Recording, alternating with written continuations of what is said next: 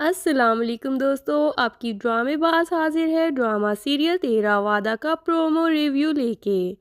Finally Rehan की heroine ने भी ड्रामे में एंट्री मार ली और ये हीरोइन कोई और नहीं बल्कि रेहान की ही बेस्ट फ्रेंड होती है कनाडा में। यानी इसके साथ रेहान अपनी हर बात शेयर कर चुका है।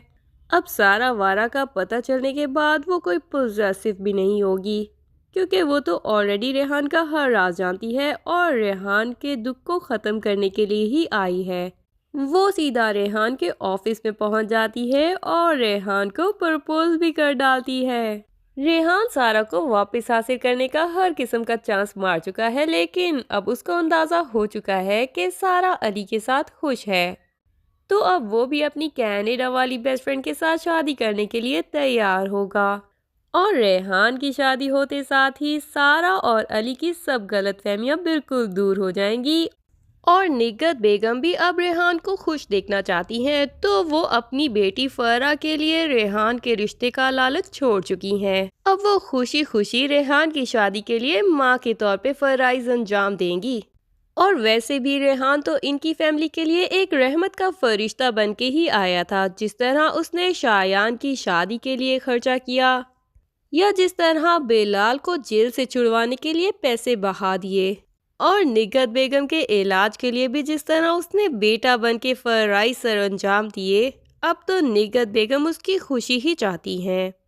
दूसरी तरफ बेलाल की बहन सैम, जो कि बहुत ही अच्छे दिल की लड़की है, वो जाती तो है निगत बेगम के घर ताकि मारिया को अच्छी तरह डरा धमका सके और उसे साफ कह सके कि अब बेलाल तुम्हें डिवोर्स दे देगा। लेकिन जब वो देखती है कि मारिया बिल्कुल टूट चुकी है और अब वो बिल्कुल सुधर चुकी है, और फिर मारिया और निगत बेगम के माफिया मांगने पे सैम फौरन साफ दिल से उनको माफ भी कर देती है और फिर बेलाल से कहती है कि तुम्हें भी मारिया को माफ कर देना चाहिए और उसको एक मौका और जरूर दे देना चाहिए, क्योंकि सैम जानती है कि बेलाल की खुशी मारिया के साथ रहने में ही है। वो अपने भाई और भाभी का कभी भी बुरा नहीं चाहती थी।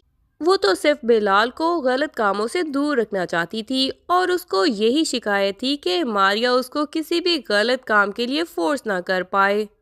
उधर शहीर ने भी जो जो लालच दिखाए थे सारे बिजनेस को अपने नाम करके, उसको भी उसकी सजा मिल ही चुकी है, क्योंकि फैक्ट्री में आग लग जाती है और फिर उसका भाई अली ही होता है जो उसके साथ मौजूद होता है। और अब शहीर साहब को भी पता चल गया है कि हमारे रिश्ते हमारे लिए कितने ज़रूरी होते हैं।